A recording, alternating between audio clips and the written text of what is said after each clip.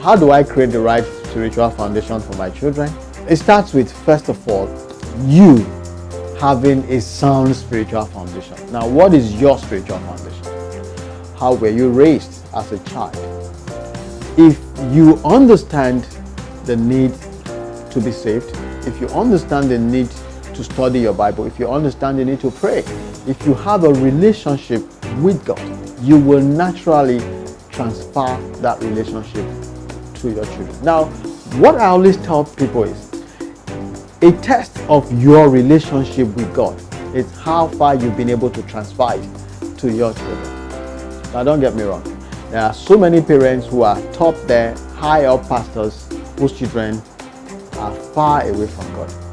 For me, that is a reflection of your true relationship with God. Because if you really have a relationship with God, it rubs off on your children. Because who you are outside will automatically become who you are inside. Now, our children sometimes are confused.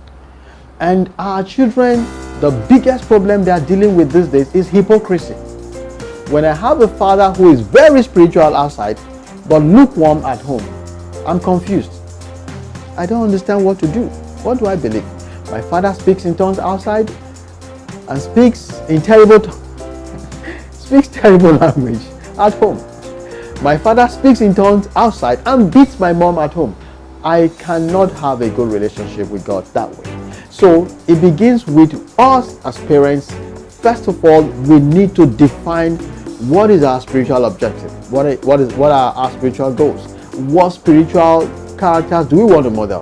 The moment we start to model these characters, our children will naturally pick it up.